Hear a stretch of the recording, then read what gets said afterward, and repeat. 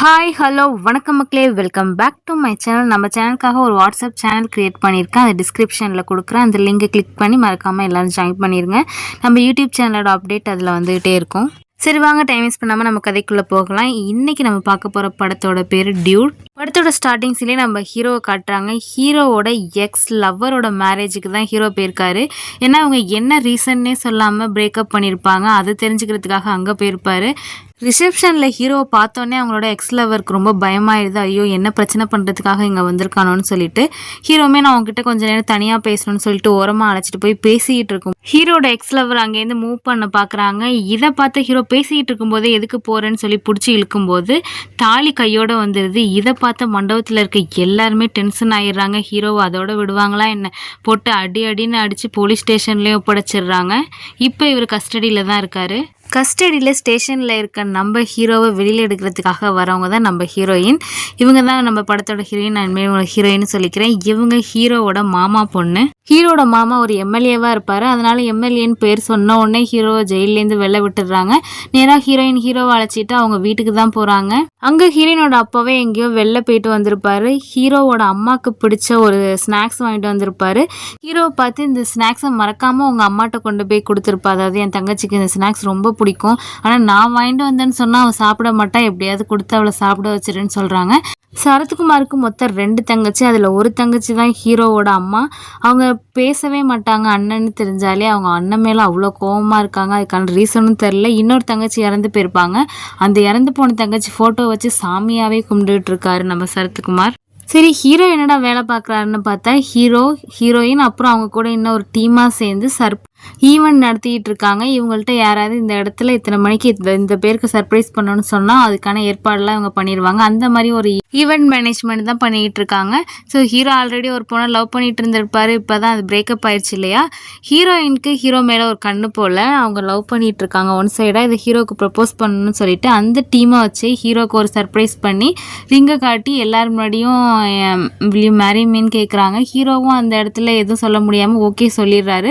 ஹீரோயினுக்கு பயங்கர சந்தோஷம். என்ஜாய்மெண்ட்லாம் முடிச்சதுக்கப்புறம் ஹீரோயினை ட்ராப் பண்ணுறதுக்காக வீட்டுக்கு அழைச்சிட்டு போகும்போது, நீ எல்லார் முடியும் கேட்டனால நான் ஓகே சொல்லிட்டேன், ஆனால் நான் உன்னை ஃப்ரெண்டாக தான் பார்க்குறேன், உன் மேலே எனக்கு எந்த ஃபீலிங்குமே இல்லைன்னு சொல்லிடுறாரு. ஹீரோயினுமே இதை கேட்டு பயங்கரமாக அழ ஆரம்பிச்சிடுறாங்க. ரொம்ப ஃபீல் பண்ணுறாங்க. சரி, ஃபீல் பண்ணாத விட எனக்கு உன் மேலே எந்த ஃபீலிங்குமே இல்லை, நான் என்ன பண்ணுறதுன்னு ஹீரோவும் சொல்ல, ஹீரோ நாளைக்கு மறக்காமல் ஆஃபீஸ் வந்துடுன்னு சொல்கிறாரு. என்னால் எப்படி நாளைக்கு ஆஃபீஸ் வர முடியும் அப்படின்னு சொல்லிட்டு ஹீரோயினும் நான் கொஞ்சம் நாளைக்கு வெளியூர் போகிறேன், அப்போ தான் என்னால் இதுலேருந்து வெளில வர முடியும்னு சொல்கிறாங்க. அதுக்கப்புறம் என்ன, ஹீரோயின் ஃபீல் பண்ணிக்கிட்டு வெளிநாட்டில் ஒரு டிகிரி படிக்க போயிடுறாங்க. ஹீரோ கேஷுவலாக தான் இருக்கார். அதுக்கப்புறமா தான் கொஞ்சம் கொஞ்சமாக ஹீரோயினை மிஸ் பண்ண ஆரம்பிக்கிறாரு.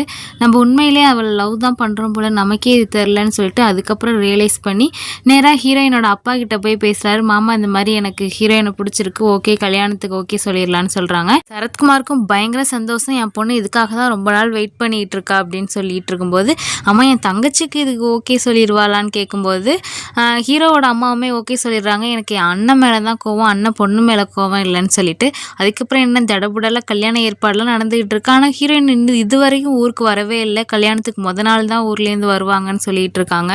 இங்கே எல்லாருக்குமே இன்விடேஷனும் கொடுத்து முடிச்சு கல்யாணத்துக்கான முக்கால்வாசி ஏற்பாடு முடிஞ்சிருது.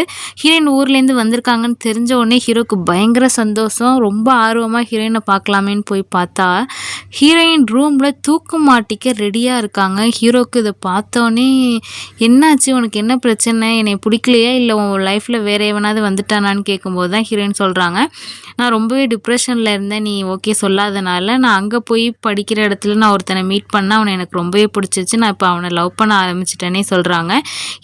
அவன் ப்ரொப்போஸ் பண்ண அந்த நேரத்தில் தான் அப்பா ஃபோன் அடித்து நீ ஓகே சொல்லிட்டேன்னு சொன்னாங்க. எனக்கு இப்போ என்ன பண்ணுறதுனே தெரில.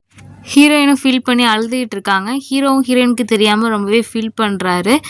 இருந்தாலும் ஹீரோயினோட விருப்பத்தை நிறைவேற்றணும்னு நினைக்கிறாரு. நீ ஒன்றும் பிரச்சனை இல்லை, உனக்கு அவனை பிடிச்சிருக்குன்னா நேராக இப்போயே போய் மாமாட்ட சொல்லி கல்யாணத்தை நிறுத்திடலான்னு சொல்கிறாங்க. ஹீரோயினுமே எனக்கு பயமாக இருக்குது, நீயும் அப்பா கூட பேசுகிறப்ப கூட வாடான்னு சொல்கிறாங்க. இல்லை பரவாயில்ல, நீ மட்டும் போய் சொல்லிட்டு வா, உனக்கு அப்படி பயமாக இருந்துச்சுன்னா எனக்கு கால் பண்ணி ஸ்பீக்கர்லேயே வச்சுக்கோ, நான் அங்கே நடக்கிறதெல்லாம் இங்கே நின்று கேட்டுக்கிட்டு இருக்கேன்னு சொல்லிட்டு ஹீரோயினை உள்ளே அனுப்பி வைக்கிறாரு. ஹீரோயினும் போய் அவங்க அப்பா கிட்ட எல்லாமே சொல்கிறாங்க. சொல்கிறாங்க. ஹீரோயினோட அப்பா உடனே ஓகே சொல்லிடுறாரு. அவங்க அம்மா அப்பாலாம் யாருன்னு கேட்டால் அம்மா அப்பாலாம் இல்லைப்பான்னு சொல்கிறாங்க. என்ன வேலை சொத்து விவரம்லாம் கேட்கும்போது அந்த அளவு எதுவும் இல்லைப்பான்னு சொல்கிறப்பையும் சரி ஓகேன்னு சொல்லிடுறாரு. அவன் என்ன ஆளுங்கன்னு கேட்கும்போது நம்ம ஆளுங்க இல்லைப்பான்னு ஹீரோயின் சொன்னோன்னு ஹீரோனோட அப்பா கண்டிப்பாக முடியவே முடியாது, இவனை தான் நீ கல்யாணம் பண்ணிக்கணும்னு சொல்லிடுறாங்க. இதை கேட்டு ஹீரோயினுக்கு பயங்கர ஷாக்கிங்காக இருக்குது. அப்போ நான் அவங்கள்ட்ட பர்மிஷன் கேட்கல, எனக்கு அவனை தான் பிடிச்சிருக்குன்னு அவனை தான் கல்யாணம் பண்ணி ஹீரோயின் விடாப்பிடியாக பேசவும், அம்மா நான் சாமியாக கும்பிட்டுட்ருக்கேன், நீ என்னோட தங்கச்சி, அவள் எப்படி இறந்து போனான்னு உனக்கு தெரியுமா அப்படின்னு சொல்லிட்டு இப்போ ஃப்ளாஷ்பேக்கை சொல்கிறாரு. இதே மாதிரி தான் வேற ஒரு ஜாதியில் இருக்க ஒரு பையனை நான் கல்யாணம் பண்ணிப்பேன், நான் அடம் பிடிச்சிட்டு இருந்தேன், அதனால தான் நானே அவளை கொன்னுட்டு அவளை சாமியாக கும்பிட்டுட்டு இருக்கான். அது ஏன்னு தெரியுமா, அவள் பேயா வந்து என்னை கொண்டுடுக்குது போகிறான்னு சொல்லிட்டு ஒரு பூசாரியை போய் பார்க்கும்போது அவங்கள நீ சாமியாக கும்பிட்டேன்னா உன்னை எதுவும் பண்ண மாட்டாங்கன்னு சொன்னாங்க, அதனால தான் சாமியாக கும்பிட்டுட்டு இருக்கேன். இப்போ நீ இவனை கல்யாணம் பண்ணிக்காமல் வேறு ஏதாவது பிளான் பண்ண, அதே மாதிரி உன்னையும் கொண்டுட்டு உன் ஃபோட்டோவையும் வச்சு சாமியாக கும்பிட்டுருவேன்னு சொல்லிட்டு கன் எடுக்கிறாரு. இதை வெளியில் ஹீரோ ஃபோன் காலில் கேட்டுட்டு தான் இருக்காரு இல்லையா, அவரு டக்குன்னு உள்ளே வந்துட்டு மாமா நாங்கள் ப்ராங்க் பண்ணோம் நீங்கள் நம்பிட்டீங்களான்னு சொன்னோன்னே தான் சரத்குமாருக்கு நிம்மதியே வருது. உடனே இவரு இவ்வளோ நேரம் நான் பேசிக்கிட்டு இருந்தது ப்ராங்க் தான், நீங்கள் மட்டுமா ப்ராங்க் பண்ணுவீங்க மாப்பிள்ள, எனக்கும் பண்ண தெரியாதான்னு சொல்லிட்டு இவரும் சொல்கிறாரு. இப்போ ஹீரோக்கு ஹீரோயினுக்கு என்ன பண்ணுறதுனே தெரியல, எப்படியாவது எனக்கு ஹெல்ப் பண்ணுடான்னு சொல்லிட்டு ஹீரோ கிட்ட ஹீரோயின் கேட்குறாங்க. ஹீரோக்கு என்ன பண்ணுறதுன்னு புரியல. விடிஞ்சா கல்யாணம், இப்போ என்ன பண்ணுறதுன்னு யோசிச்சுட்டு இருக்கும்போது ஹீரோயின் ஒரு பையனை லவ் பண்ணிட்டு இருந்தாங்க பார்த்தீங்களா, அந்த பையனும் அந்த இடத்துக்கு வந்துடுறான். சரி நீங்கள் நைட்டாக ஏதாவது ஒரு ஃபாரின் கண்ட்ரிக்கு போயிருங்க, அப்போ தான் உங்களுக்கு எந்த பிரச்சனையும் வராது அப்படின்னு சொல்லும்போது ஹீரோயின் ஒரு பையனை லவ் பண்ணிட்டு இருந்தாங்க பார்த்தீங்களா, அவன்கிட்ட பாஸ்போர்ட் விசா எதுவுமே இல்லை. இதெல்லாம் ரெடி பண்ணோம்னா மினிமம் 2-3 வீக்காவது வேணும். என்னடா பண்ணும்போது யோசிச்சுட்டு இருக்கும்போது ஹீரோயின் ஒரு பையன் லவ் பண்ணிட்டு இருக்கான் பார்த்தீங்களா, அந்த பையன் ஒரு ஐடியா கொடுக்குறான். சிவனேன்னு கல்யாணம் நடக்காமல் இருந்தால் தானே பிரச்சனை, இவங்க அப்பா வந்து எங்கே இருந்தாலும் ஓடி வந்து வெட்டுவார். ஸோ கல்யாணம் நடந்துடட்டும், அதுக்கப்புறம் பாஸ்போர்ட் விசாலாம் ரெடி பண்ணதுக்கப்புறம் நாங்கள் வெளில ஃபாரினுக்கு கிளம்பிடுறோன்னு சொன்னோன்னே ஹீரோக்கு பயங்கர ஸ்டார்டிங்கில் அவ்வளோ கோவம் வருது. என்ன நீங்கள் நல்லா இருக்கணுங்கிறதுக்காக என்ன பலியாட ஆக்க போகிறீங்களாடான்னு சொல்லி கோவமாக பேசி திட்டுறாரு. இருந்தாலும் ஹீரோயினுக்காக மனசு இறங்கி வந்து ஓகே சொல்லிடுறாரு. அப்புறம் என்ன, கல்யாண ரிச்சுவல்ஸ்லாம் பயங்கரமாக நடக்குது, கல்யாண ஃபங்க்ஷனுமே நல்லபடியாக போகுது, 2 பேருக்கு கல்யாணமும் முடிஞ்சிருது. கல்யாணம் முடிஞ்ச கையோடு நம்ம ஹீரோனோட அப்பா வந்து இன்னும் எண்ணி 1 வருஷத்துக்குள்ளேயே எனக்கு பேர குழந்தை வந்தாகணும்னு சொல்லிட்டு போகிறாரு. இங்கே ஹீரோ அப்புறம் ஹீரோயின் லவ் பண்ணுற பையன் 3 பேரும் சேர்ந்து ஒரே வீட்டில் தான் இருக்காங்க. அப்புறம் பாஸ்போர்ட் விசாக்கெலாம் ரெடி பண்ணிகிட்டு இருக்கும்போது மெடிக்கல் செக்கப்லாம் பண்ணுவாங்க இல்லையா, அப்படி பண்ணும்போது ஹீரோயின் ப்ரெக்னெண்ட்டாக இருக்கிறது தெரிய வருது. இதை கேட்ட ஹீரோக்கு பயங்கர ஷாக்கு, ஹீரோயினுக்குமே ஷாக்கு. இதெல்லாம் எப்படி நடந்துச்சுன்னு கேட்டால் ஆக்சிடெண்ட்டாக நடந்துருச்சுடா, இப்படி ஆகும்னு நினச்சி பார்க்கலன்னு சொல்லி ஹீரோவை தான் கன்வின்ஸ் பண்ண பார்க்குறாங்க. ஹீரோ வந்து இது சரியே வராது, இப்படி ப்ரெக்னெண்ட்டாக இருக்கும்போது உன்னால் ஃபாரின் தப்பிச்சு போகவே முடியாது, அதனால் உடனே வா ஹாஸ்பிட்டலில் போய் அபார்ட் பண்ணிட்டு வந்துடலான்னு சொல்லி ஹீரோயினை கம்பல் பண்ணி அழைச்சிட்டு போகிறாரு ஹாஸ்பிட்டலுக்கு. ஹீரோயினுக்கான இதில் விருப்பம் இல்லை. அங்கே போய் ஹாஸ்பிட்டலில் செக்கப்லாம் பண்ணால் இவங்களுக்கு அபார்ட் பண்ணால் திரும்ப இவங்க கன்சீவ் ஆக சான்ஸே இல்லைன்னு சொல்லிடுறாங்க. இவங்க பாடி ரொம்ப வீக்காக இருக்குன்னு சொல்கிறனால வேறு வழி இல்லை, இவங்க குழந்தை பிறக்கிற வரைக்கும் இந்தியாவில் இருந்தே தான் ஆகணுங்கிற கட்டாயம் வந்துடுது. ஸோ வீட்டில் கண்டிப்பாக எல்லாம் சொல்லி தான் ஆகணும் இல்லையா, இந்த குழந்தைக்கு அப்பா ஹீரோ தான் நினச்சிக்கிட்டு ஹீரோவோட ஃபேமிலி சைடும் சரி ஹீரோயினோட ஃபேமிலி சைடும் சரி நியூஸ் தெரிஞ்ச உடனே பயங்கரமாக செலிப்ரேட் பண்ணிகிட்டு இருக்காங்க 2 ஃபேமிலி சைடுமே. அப்படியே கொஞ்சம் கொஞ்சமாக நாட்கள் ஓடுது. ஹீரோயினுக்கு அழகான குழந்தையுமே பிறந்தது. ஹீரோ அந்த குழந்தைய நல்லா பயங்கரமாக பார்த்துக்கிறாரு கூடயே இருந்து. இதெல்லாம் ஹீரோயின் பார்த்து ரசிக்கிறாங்க. ஆனால் இதெல்லாம் பார்த்த ஹீரோவோட ஃப்ரெண்ட்ஸுக்கு ரொம்ப கோவமாக வருது. இவன் நல்லா இருக்கணும்னு சொல்லிட்டு நம்ம ஃப்ரெண்டோட வாழ்க்கையை இப்படி ஆக்கிட்டாளேன்னு சொல்லிட்டு வீட்டில் ஏதோ ஒரு ஃபங்க்ஷன் வச்சுருப்பாங்க, அதுக்கு ஹீரோட ஃப்ரெண்ட்ஸுமே வந்திருப்பாங்க. அப்போ ஹீரோட ஃப்ரெண்ட்ஸு ஹீரோயின்கிட்ட பேசும்போது அவனை பார்த்தா உனக்கு கோமாளி மாதிரி தெரியுதான், உன்னை உண்மையாகவே லவ் பண்ணா அதுக்கப்புறமா தான் உன்னை ப்ரப்போஸ் பண்ணலான்னு சொல்லிட்டு உங்கள் வீட்லேயும் வந்து கல்யாணத்துக்கு ஓகே சொன்னான், ஆனால் நீ நல்லா இருக்கணும்னு சொல்லிட்டு அவனை ஒரு கோமாளி மாதிரி யூஸ் பண்ணிக்கிட்டு இருக்கியேன்னு சொல்லும்போது ஹீரோயினுக்கு ரொம்ப வருத்தமாக இருக்குது. ஹீரோயின் என்ன நினச்சிட்டு இருப்பான்னா நம்ம லவ் பண்ணுறோங்கிறதுக்காக தான் இவர் கஷ்டப்பட்டு ஓகே சொல்லியிருப்பார் போல் மேரேஜுக்குன்னு நினச்சிக்கிட்டு இருப்பாங்க. ஆக்சுவலி ஹீரோ உண்மையிலேயே நம்மளை லவ் பண்ணியிருக்காருன்னு தெரிஞ்சு ரொம்பவே வருத்தப்படுறாங்க. இன்றைக்கி நைட்டு ஹீரோயினும் அவங்க லவ் பண்ண பையனும் ஃபாரின் கிளம்ப வேண்டிய சூழ்நிலை. இதெல்லாம் கேட்ட உடனே ஹீரோயினுக்கு அப்படியே ஹீரோ விட்டுட்டு போக மனசு இல்லை. ஹீரோ கிட்ட இது மாதிரி பேசுகிறாங்க, நீ என்னை உண்மையாக லவ் பண்ணியிருக்கன்னு எனக்கு இப்போ தான் தெரியும் உன் ஃப்ரெண்டு சொல்லி, என்ன பண்ணுறது, இனிமேல் நீயும் நானும் சேரவே முடியாது, எனக்கு பிடிக்கும்போது உனக்கு என்னை பிடிக்கல, உனக்கு என்னை பிடிக்கும்போது எனக்கு உன்னை பிடிக்கல, நம்ம சேர்றதுக்கான வாய்ப்பே இல்லை, அதனால் உன்னை அப்படியே அம்போன்னு விட்டுட்டு நான் கண்டிப்பாக போக மாட்டேன், உனக்கு ஒரு கல்யாணம் பண்ணி வச்சுட்டு தான் நான் இங்கேருந்து கிளம்ப கிளம்புவேன்னு ஹீரோயின் சொல்கிறாங்க. ஹீரோக்கு இதுல எல்லாம் சுத்தமாக விருப்பம் இல்லை, இருந்தாலும் ஹீரோயின் சொல்கிறனால சரி ஓகேன்னு சொல்கிறாங்க. அதுக்கப்புறம் என்ன மேட்ரிமோனி வெப்சைட்டில் ஹீரோட டீட்டெயிலெலாம் வச்சு மாப்பிள்ளை தேடி பொண்ணு தேடிக்கிட்டு இருக்காங்க. இதில் ஹீரோக்கு ஆல்ரெடி மேரேஜ் ஆயிடுச்சு. அவங்களோட ஒய்ஃபு வந்து லவ் பண்ணுற பையனையே ஒய்ஃபை சேர்த்து வைக்க போகிறாருங்கிற உண்மையெல்லாம் தெரிஞ்சவொடனே எல்லா பொண்ணுங்களும் காரி துப்பிட்டு இந்த மாதிரி ஒரு மாப்பிள்ளையெல்லாம் வேணான்னு சொல்லிட்டு போகிறாங்க. பத்தாத்துக்கு ஹீரோ வேறு மேரிடு இல்லையா, அதனால எந்த பொண்ணுமே செட் ஆக மாட்டுது. ஸோ ஹீரோயினும் ரொம்ப கஷ்டப்படுறதை பார்த்த ஹீரோ என்ன பண்ணுறாரு, அவர் ஒரு கம்பெனி வச்சு நடத்திட்டு இருக்காரு இல்லையா, அவங்க ஆஃபீஸில் வேலை பார்க்குற ஒரு பொண்ணுக்கிட்ட போய் நீ என்னை லவ் பண்ணுற மாதிரி நடித்து எனக்காக ஓகே சொல்லு, நீ ஓகே சொன்னாதான் அவன் இங்கேருந்து எனக்கு ஒரு ரிலேஷன்ஷிப் கிடச்சிருச்சுன்னு சொல்லிட்டு கிளம்புவான்னு சொல்லி இவரே ஒரு செட்டப் ரெடி பண்ணுறாரு.